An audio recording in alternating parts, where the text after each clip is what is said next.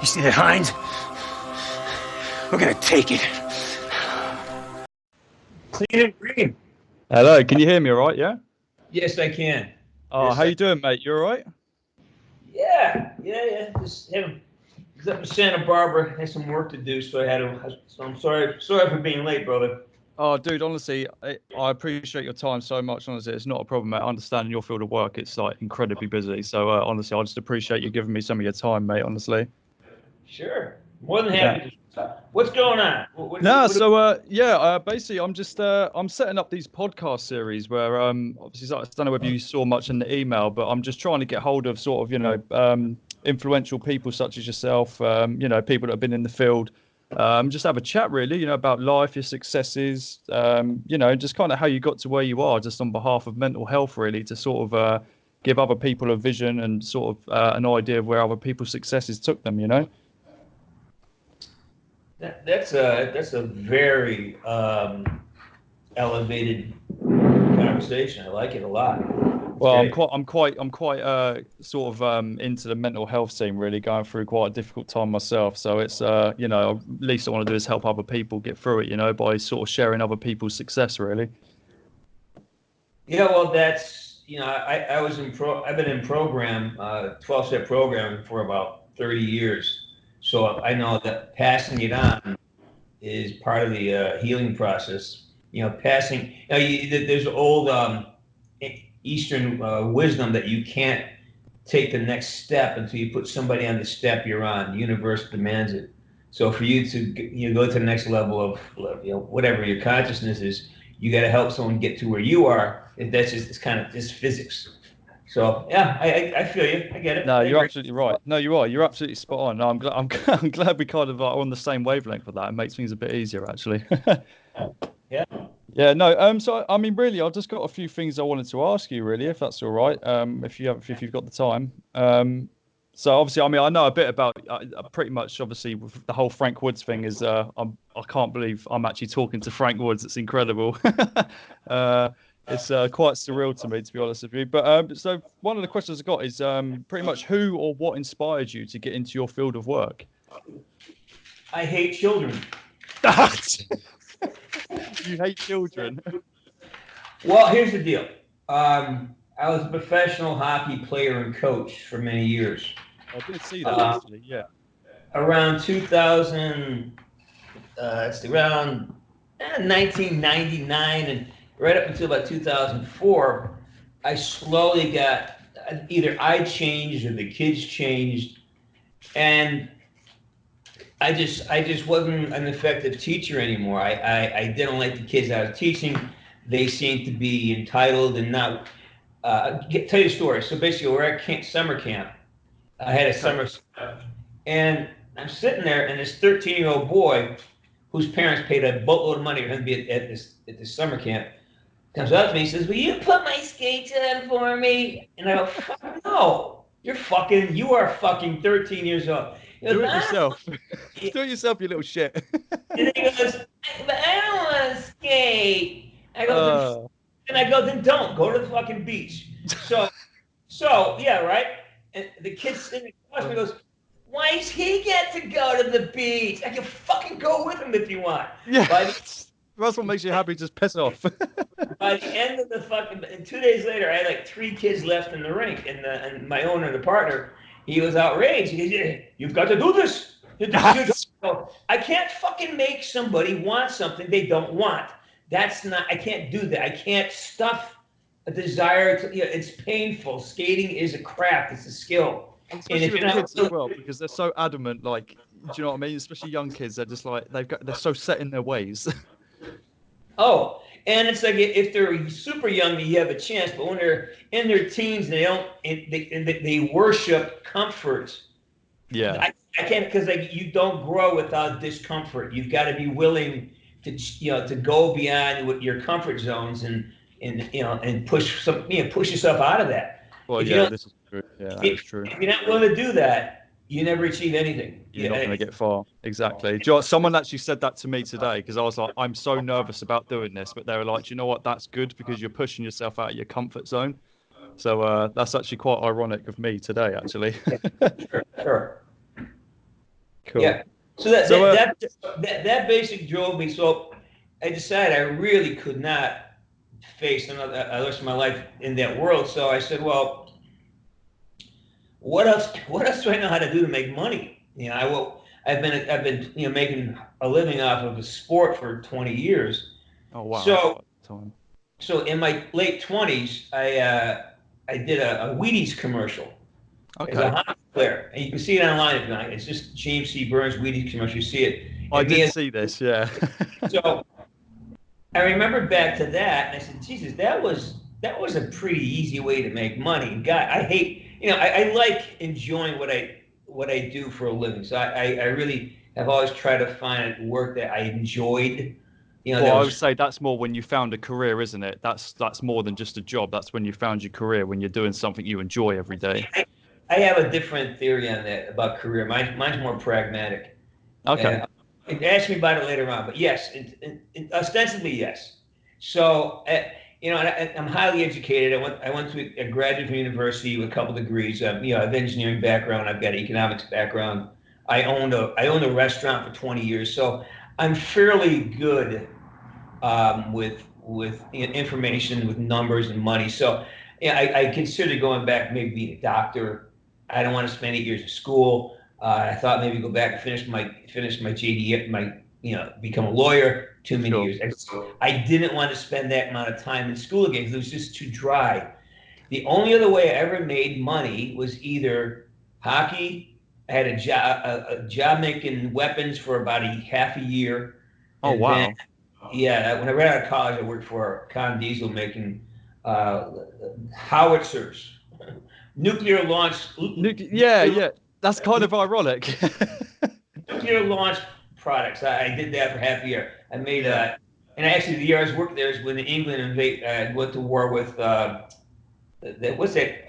The Falklands, Oh, and the Falklands War. Yeah, yeah, yeah, yeah. both sides were using our cannons, so that was Oh kind of wow. yeah, And you cess were fun. sort of like supplying both sides, really. Yeah, I was like, hey, we take our profits, right? So That's so between that, and I said, okay, let's try. Hey, that was easy money being an actor, so let me do that. yeah. So and which is flies in the face of every fucking idea you've heard about being an actor, because it's really hard to make a living. I Yeah. mean, it's virtually impossible to make a living as an actor. Let's put a good living as an actor. And the average actor makes less than $20,000 a year. You can't live on that. Is that the You know? difference between sort of like a voice actor or an actual actor, Well, in movies? I'm not really a voice actor, so I can't comment on that. All my Call of Duties was basically performance capture. Yeah, because There there was a lot of mocap involved, wasn't there? Yeah, I see the videos was most, online. it was mostly that. Okay. I did spend some time in the box, but at the end of the day, it's a very difficult profession to make a living in because it's very inconsistent. You got to be good with your money. You got to be smart because when you work, you get big checks, and then you may work one day a year, and you got But to that's be it, and you have to make it last while you outsource other work, I suppose, don't you? yeah, and so you Sort of have a to lot be of time management as well. time management, and it's just discipline. And the biggest thing, and this may go into your how to be successful book. Well, okay, to finish the story. So basically, what I did in like around 2001, 2002, I decided, all right, I want to give this a shot. And I said, how am I going to do this? I was fearful, I was uncomfortable. I said, okay, that's number one. Let's go to where it's uncomfortable. Let's go where you're afraid of. What are you afraid of? And I literally had a book on how to train success into athletes. And I had a residential training center. I had a bunch of kids that went on to be fairly, good hockey players, and some made a living at it. That's amazing. I understood how to create success in other people. Because Hmm. when you watch somebody else, that's when kids go on to play pro. I've worked with kids who are in the NHL. A lot of my kids went on to be successful people and or successful athletes. So I knew the information worked. I took about a half a year to rewrite the book with the industry. And one of the tenets of success is to know. It's all Lao Tzu. Know your battlefield. What's your battlefield as an actor? Okay, so I had to discover that. Do the recon. Do the resource work. Okay, what are the elements here? knowing the industry, understanding the history, understanding the hierarchy. So you study your opponent, and then you go in. You have to find out how do I learn. Some people can learn by watching and can do it. I have to feel it. I have to do it. I need repetition. So Yeah, you and me are the exact same there. I learn by doing. So I have to learn by doing. I have to make mistakes. So what I know is, I tell my guys, I go, make your mistakes where it doesn't matter. Make your mistakes in practice. If you're going to try something, try it in practice. Master it, because when in game time, you make a mistake, it could cost you a career. Exactly. So when I did that, I didn't respond well to the kind of teaching that most acting teachers have. I have a very sensitive bullshit barometer. Plus, I'm easily shamed, so I got to be careful. And sometimes acting coaches think they have to tear you down to build you back up. And you know what? I feel like that's what a lot of people suffer with these days as well. They kind of take that one hit, don't they? And it's just like, that's it for them. They feel like that's not it for them anymore. It's that's just the pathology of an unsuccessful individual. That's and as a coach, that was one thing I avoided at all costs. Like, you never, ever create doubt. You can't, that my test was, with guy, but squeeze your fist, squeeze it as hard as you can. Yeah. Keep squeezing.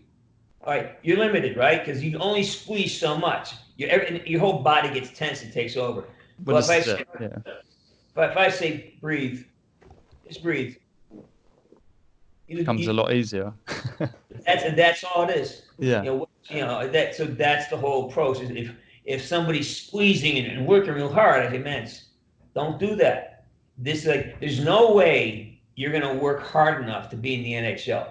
Hard work does not make you a pro athlete, because it takes too much. And if you're sacrificing shit, don't do it, because you're going to be bitter and resentful with everything that happens.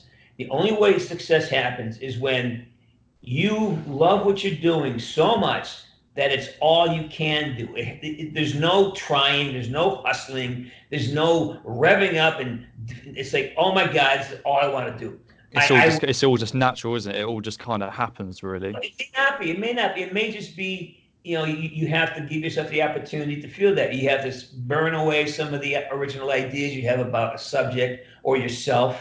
You may really love it, but so that's the work, is discovering yourself in context with the medium you want to choose. But if you're working hard, I'm going to work hard to get this. The minute I hear an agent say to me, "Oh, I'm going to work hard for you," well, thanks for coming in. In that case, I'm done. I want it to be fucking easy for you. I want it to be the easiest thing you ever did with finding. You don't want to make this man's life a struggle if he's going to be working with you for the next few years or months or however long it is. And there's no dignity in working hard. It's like, I mean, we do it because everyone works hard, and it's a pathology we've gotten from our religion. But the idea is that people take pride in their ability to hurt themselves in their work. Well, no, that's ludicrous. You shouldn't have to put yourself through that to survive, really, because that's ultimately what we're doing, isn't it? We're trying to survive and enjoy our life, and you don't want to be putting yourself under that sort of pressure and that pain to feel like you have to do that to get through every day. Yeah, so finding, and even if there's tasks that are unpleasant, you have to have the ability to get your mind right. Say, okay, this services this part of my life, so I'm gonna go at it and trying to make it work, because I want, it's part of a bigger picture. Well, you just want it to work, isn't it? You're not doing it because you feel like you have to. You're doing it because that is what you want to do. Because it feeds the ultimate goal. That's it, exactly. Every minute, the other thing is, I would try to teach people, especially with athletes and with actors that I work with and directors. I say, look at, most people take a class, and you go to your class once, twice a week maybe, and you work your butt off, and then you wait for the next class. So basically, you're getting 2 hours, maybe 4 hours a week of actual practice. But then if you don't, you will develop, but it's going to take you a long time. I go, what if you woke up and from the minute you got out of your bed, you started practicing your craft. And you did it all day long until you went to bed at night. And then eventually you started dreaming about it. So now you're basically working 18, In your 19, sleep. 18, 19 hours a day, consistently every day. Who's going to develop faster? The guy who's sitting there who's doing acting exercises while he's eating breakfast or driving his car, or trying to be present, working on all the elements of self-awareness and and sort of self-development while I'm sitting here. And I'm feeling I feel my feet, I'm feeling my hands, I'm listening to my voice, I'm listening to you. All these things are the tools of an actor, and that's how you develop them, by using them and being aware of how you say things and why you say things, and connecting to paying It's almost attention. like you're subconsciously teaching yourself to do it even when you're not thinking about it. No, the opposite. You are consciously. Yeah. You are because if you're unconscious, you don't know you're doing it. Yeah. The point is, it's got to be deliberate. It's got to be. This is what. I want to feel this. How am I going to feel that? I walk around trying to feel that. So it's got to be everything's got to be extremely deliberate. Again, that going unconscious is what the universe tries to do. It's like everybody wants to be able to do it without having to work at it. And this, I sound contradictory, but the idea is like work at it without practicing. Like, nobody wants to practice it. Like, I just want to be able to do it and not have to practice. Well, yeah, some people just don't want to put the time in, I find, with a lot of people these days.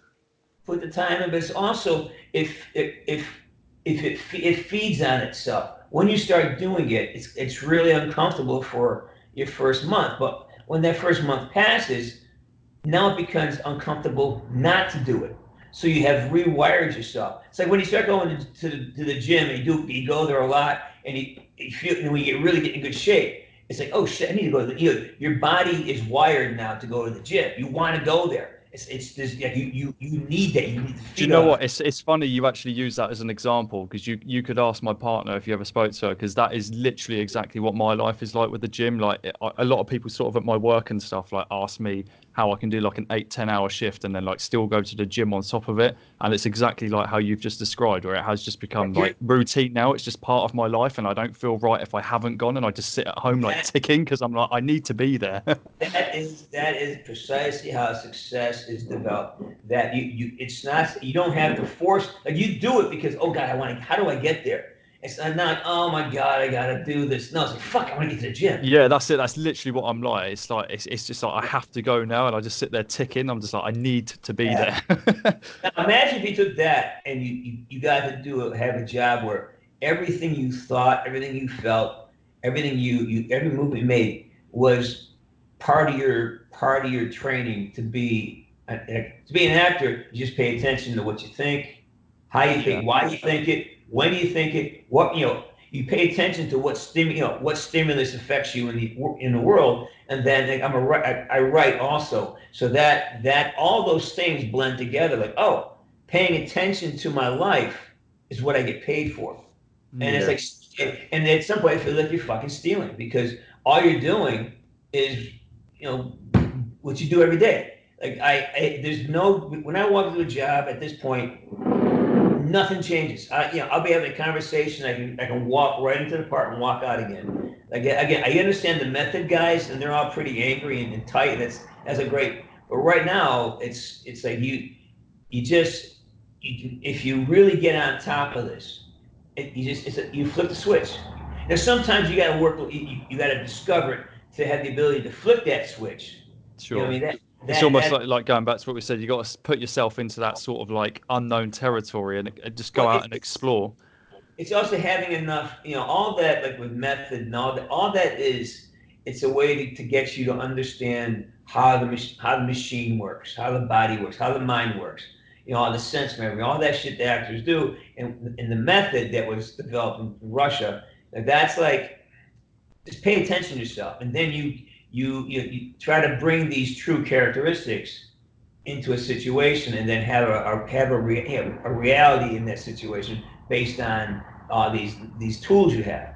Yeah. And so once you get good at calling on these certain tools, then it really is. It's you're being paid for your ability to quickly move into a.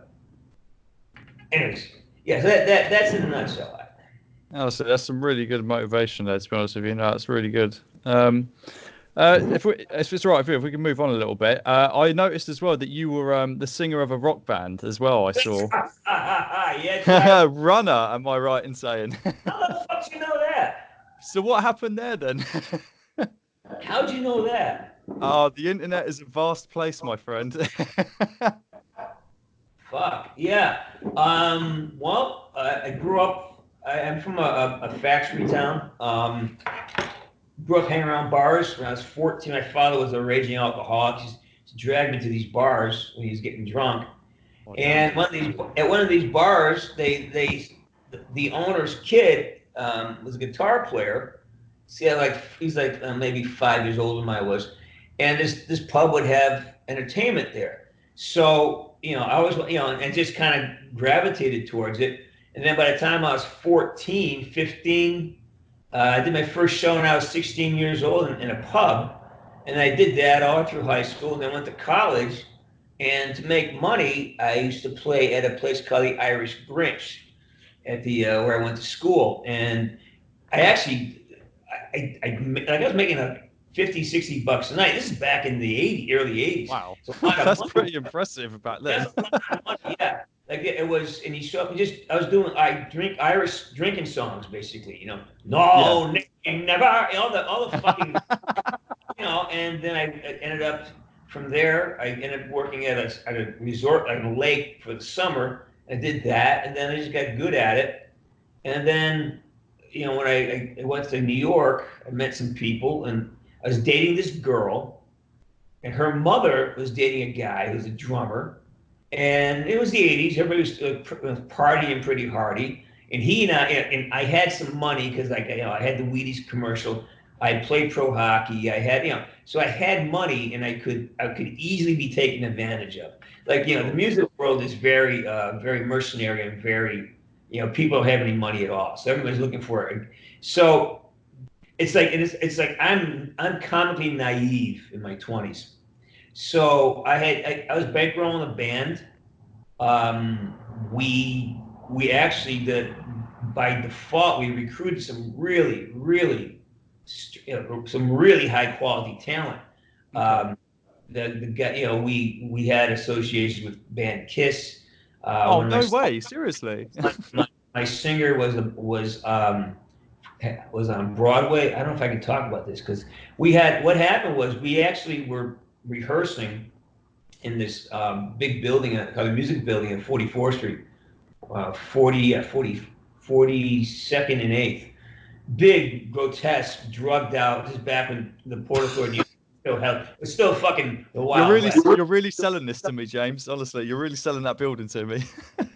So we, and this was back when you're basically you go to rehearsal and you stepping over crackheads and shit. I mean, it was a shithole. I mean, literally, it was a shithole. There was a hole with shit in it, and it was cheap, but it was a cheap. It cost you $15. Hey man, if it worked for you though, that's all that matters. But on the top floor was they had their own freight elevator. That's where all the fancy bands like Joe and Jet and Billy Idol, they all rehearsed there. So we get every now and then we get to go up there because there'd be a room left open, so we get up there. That's amazing. Did you bump into any of them? By accident, and we had like 3 songs that we actually were pretty good, 4 songs, and there's all there's this common area, and and this is again, a lot of this is just fucking blurry to me right now too. This is like 40 years ago. So we're hanging out. You go in, you rehearse. Some people show up, some people don't. So you sit in for like, hey man, you can sit up for. You sit in because maybe your bass player is stuck in a train, or your she's in jail. This is all real stories, right? So wow. And it's loose, right? And it's before digital, before Twitter, before everybody taking pictures. There's a lot of fucking life happening in between the lines, Yeah. So I remember we got pretty tight, like 3 or 4 songs, and we're kind of figuring some stuff out, and then we get a knock on the door, and the guy who I know from across the hallway, because look at, he goes, "What are you guys doing this weekend?" I go, fucking fuck if I know, you know. Just singing more Irish tunes. Yes, but this is a rock band. We are a fucking rock band. So I I look, he goes, "We just lost an opening act," and I get, can you put together 10 songs? I go, "Fuck yeah." Wow. You know, of course, we only had 4. So we're like lying through my We're already nearly there. really fucking lying to, so we just play all covers and shit. So we figured it out. So we end up doing, I get invited to do a show opening for Joan Jett and Billy Idol at the Limelight. That's incredible. I mean, I've not heard of the other one, but I've heard of Billy Idol. He's quite famous over in the UK. Joan Jett? Yeah, no, I've not really heard of that. I love rock and roll. Oh, of course I have. Yeah, Of course I know that song. Yeah, that's her. That's her. Okay. And Runaway. I know. You know Joan Jett. She's a crazy rock and roll icon. So that goes great. We just need 2 songs. And why it went great is because we're up there, and it's a benefit for the Hells Angels. So it was a benefit for the Hells Angel Defense Fund.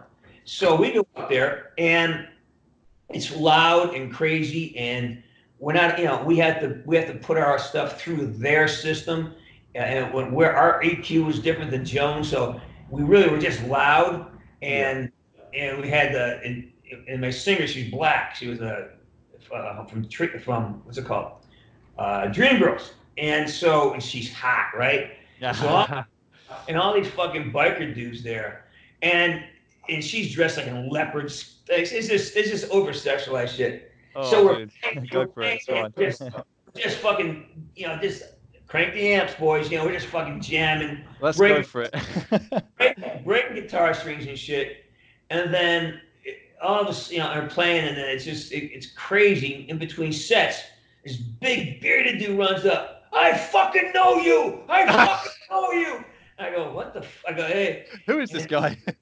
He's a kid I fucking grew up with. He's from the Hells Angels, and I knew him from all the shows. When I was up in Lake George one summer, I got booted out because a biker gang started coming to my shows. They loved me so much. They followed me to all the other gigs, and they just would tear the place up. So they wouldn't hire me because my crowd just fuck up the bar, you know. So they kind of killed me. And I go, "Oh no, not again, please."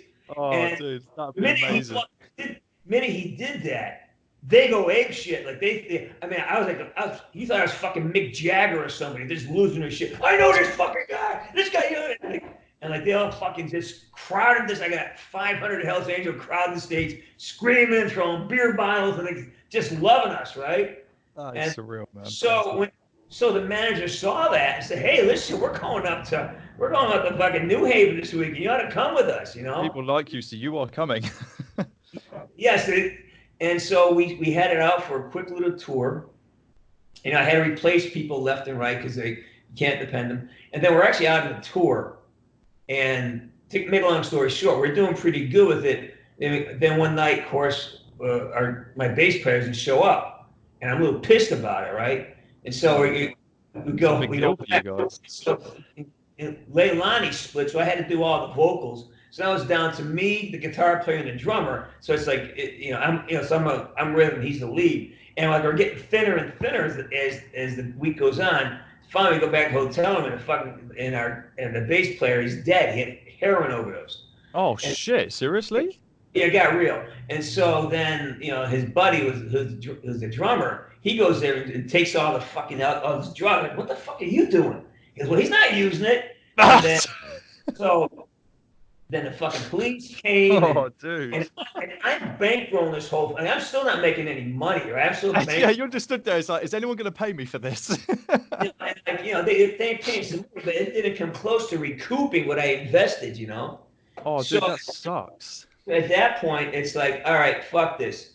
Went back, and we had recorded a couple songs, and so our joke was we were big at Wagner College. Somehow the Wagner College on Staten Island got a hold of one of our songs, and they would play it, and it became a big hit on campus. A song called, either was it Blue Angel or it was Sailing Away. I'm getting one of those songs, and I'm not sure. Anyways, so we became like this weird cult thing. Like there's like it's like 1,500 students at Wagner College, I think, and they became fans of ours for a summer.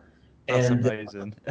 and after that, it was just I started running out of money. I said fuck them, and it was too dangerous, man. It was just too. It was a crazy time. Well, And yeah, I mean, that's pretty brutal that you lost the drummer, man. That's I then, would, I think that would have been enough for me. I'd have been like, you know what, boys, this has been fun, but I'm out.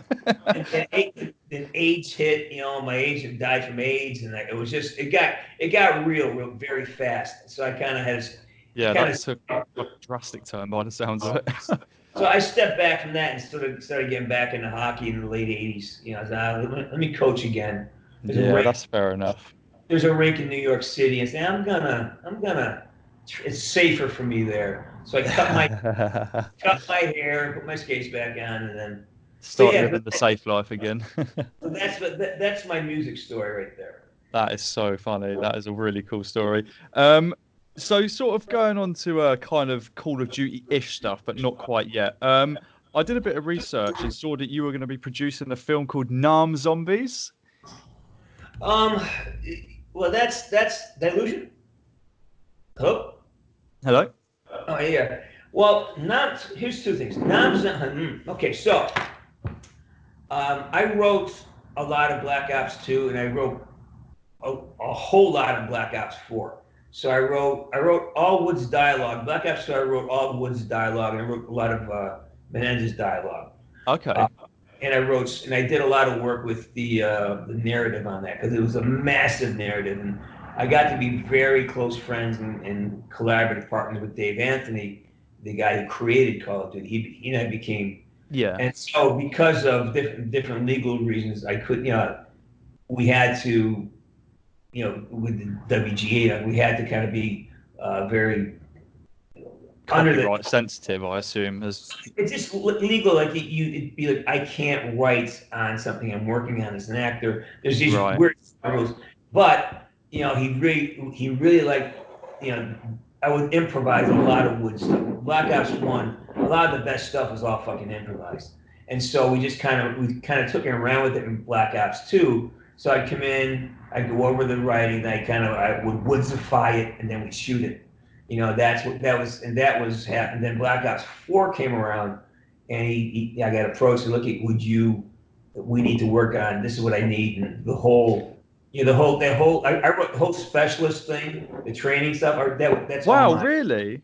I wrote all the specialists, all the HQ special stuff. I wrote the introduction to it. No way. all those scenes that Woods are in, like that last scene. Dude. Yeah, no spoilers because I don't know who's not. If anyone watches this, but yeah, that last scene really blew my mind. I was like, "What the fuck is going on here?" I wrote that, and it was incredible. We had to because who knows the story better than me? I've been doing it for fucking 10 years. Well, exactly. Right? You're the man to talk to. So and Dave and I had a great collaborative relationship. To watch us work together, you'd think we're mortal fucking enemies because he's English. So he's got a vicious sense of humor, and we truly love each other. I mean, we really are like really good friends. That love-hate relationship. And no hate at all. There's no. You hate that you love him so much. It's funny. We're just because there's no editor. We don't have any I'll do a take. That fucking sucked, mate. That fucking sucked. It's really brutally honest. I'll get a line. I go. Who wrote this? You're right. This line is shit. It's absolute shit, Dave. And that's how we are. And it's funny as fuck to listen to, because we just brag at each other. But that's wicked. That's good to have that relationship with someone that you work with. I go, fuck, that's your take. That's the fucking take. And he goes, no, it's not. I go, fucking listen to it. He goes, fuck you, take. I know, let's move on. That kind of stuff. Very teammates, friends who, so we have a great, and it's like. I mean, that's pretty much answered one of the other questions I had for you, really, because I was going to ask you, did you get much creative freedom with Woods when the character was created? But oh my God.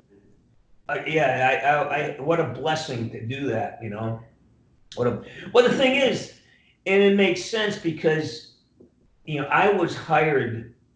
If I had to audition for the role of Woods, I would never have gotten it. Okay.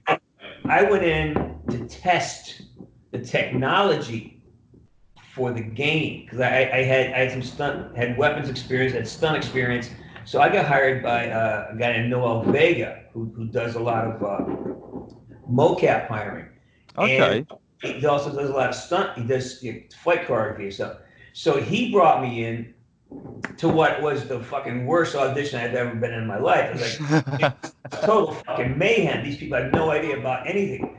And so I wasn't gonna take the job. I went in, auditioned for it, and I was like, man, and I already done some stuff. I've been on General Hospital for a couple of years. I've been on, Burn. I've been around network television. I work with Werner Herzog. I know what it is to be on a professional set. This was not. Sure. This was not even fucking close, right? It's a mess. It's an there's no absolute mess. way I'm doing that. What is this thing? And I have a thing when I was starting out. I just say yes to everything. I say yes to everything, and then figure out whether it's worth it or not later. Because if you don't say yes, how do you know if it's going to blossom? Well, yeah, exactly. You could say no. It's a blinding opportunity. In this case, they called. Listen, we need you to come in tomorrow. We're going to offer you the job. I go, I don't know, but so let me talk to the guy who was working as my manager then. I said, look, if they want to, the money's not great. It's non-union. It's really just to test. I go, it's for a video game, and I don't want to be a stunt guy. This is brutal this is brutal for the money.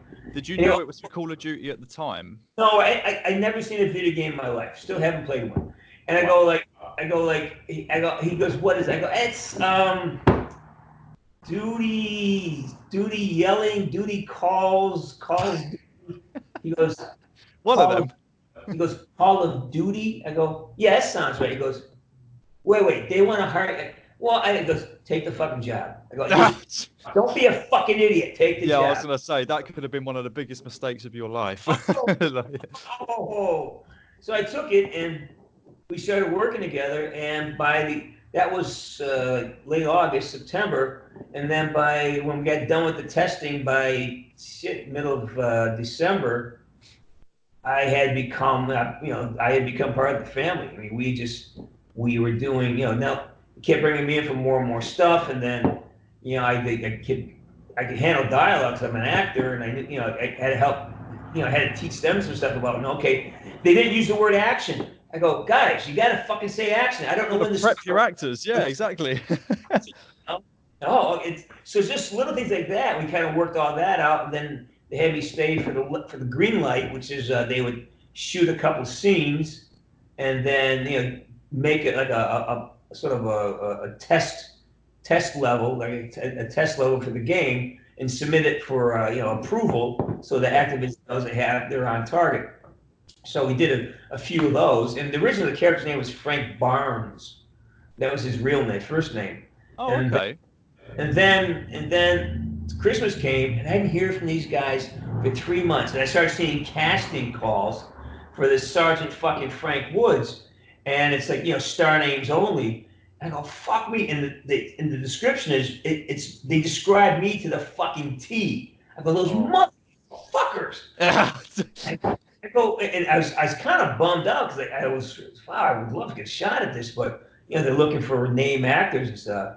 Yeah. And apparently, what happened was they kept bugging them about they wanted certain things, and the actor wasn't bringing it, and the director was his nephew or something. He was demanding this guy be in it, and then Dave saw the dailies and said, "This is fucking horrible. I want." Where's the guy? Get us the guy. Where is Frank Woods? So I had to come in and audition for it. I remember the casting director was trying to explain the character to me, and I'm looking at her. I go, her name was. I don't want to say her name because I don't want to make her look bad. But yeah, that's fine. So I was like, I go, you do know I created this character, right? You do know. And she's like, well, they want this. I go, no. Please tell what you're saying to every other fucking actor they're trying to. Please use the information you have on them, because I know exactly what this guy's got to do. And I was like in total defiance. I walked in. Now, fuck you. This is. Let me tell you who Woods is. Yeah, I'm gonna show you right now who this guy is. And it's like, shut the fuck up. That's how he came in the room, like full of air. And it was tough because all these guys who are like my best friends wouldn't give me the time of day. Like Adam Rosas, who I love like a brother. And he was the guy who was directing all this stuff at the time. I go, hey, Adam, what's up, man? And he kind of gave me fucking blank dead stare. Dave Anthony's hiding in the fucking corner. I mean, everybody's like, oh, well, fuck you people. Then it's time to bring out Frank Woods.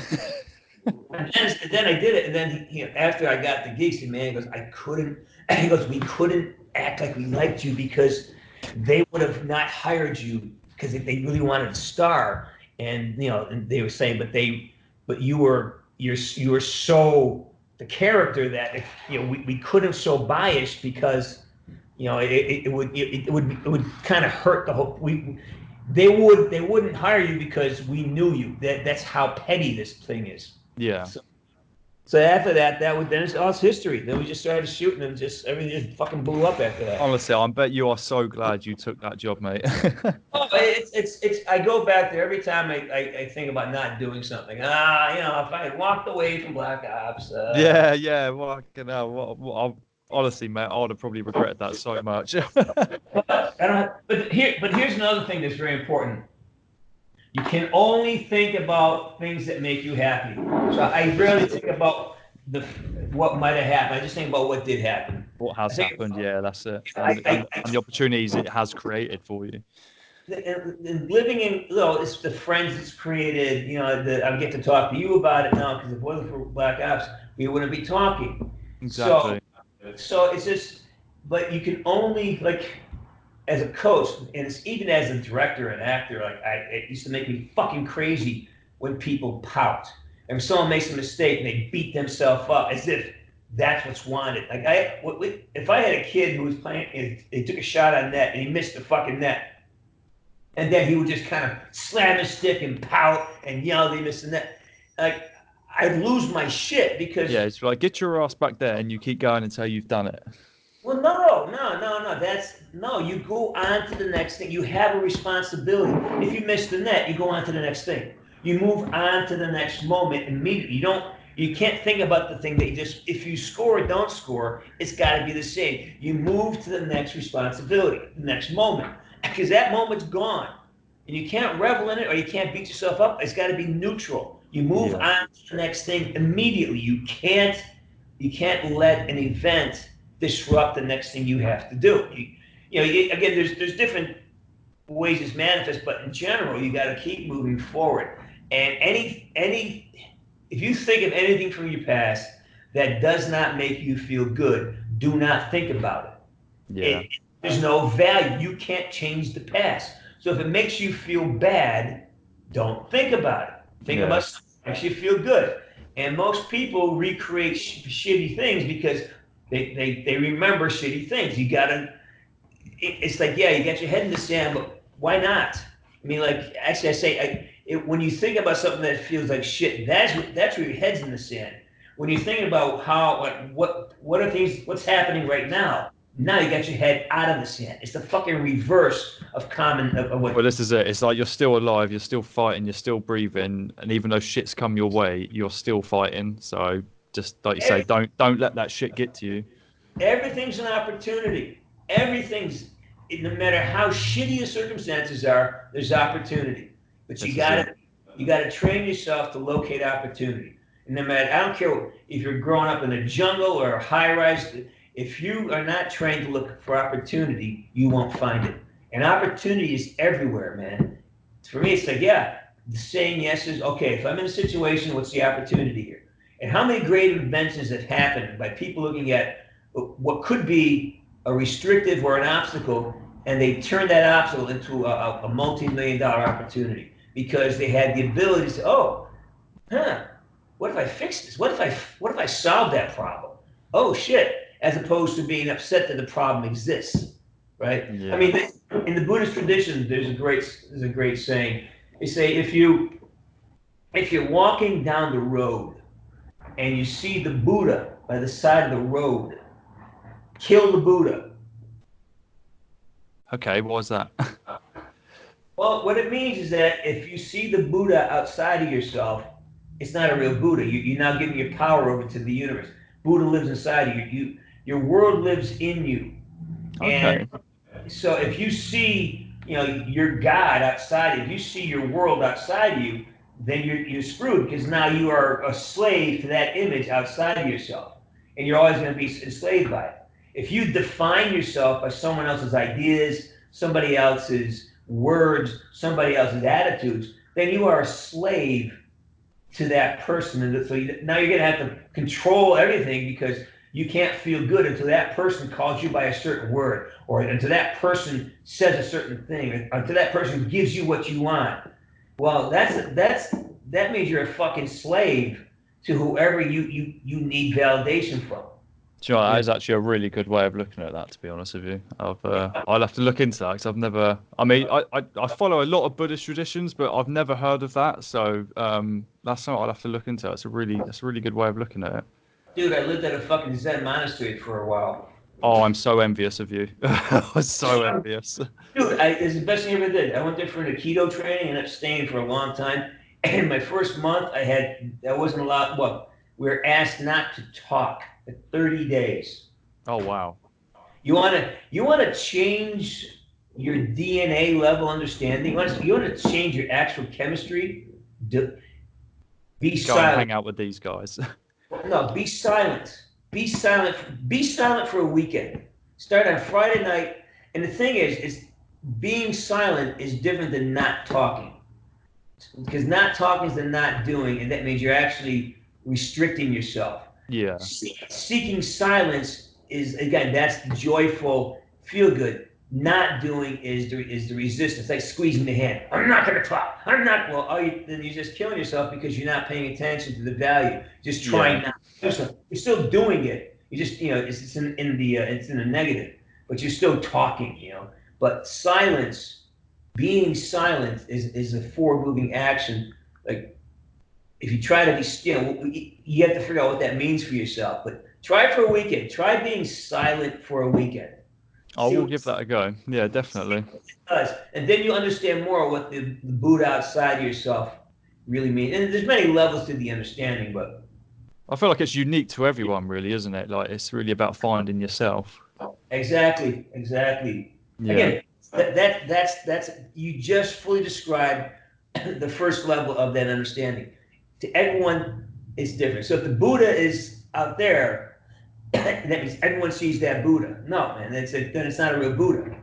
Yeah, everyone's got. It's the way you experience the world is different for everybody. It's rarely the same, and it's the assumption that it is the same that causes most of the problems. Yeah, absolutely. All right. Well, James, seriously, I honestly really appreciate you spending your time with me. It's honestly, I'm still so sort of like surreal about this. It's unbelievable. I have got one more question for you. I don't know whether you're allowed to answer this or not. You're probably not. But obviously, a lot of information has leaked over the last few months about Black Ops 5. Is there a potential that we're going to see Woods again? Well, from my side of it, of course, I'd love to do it again.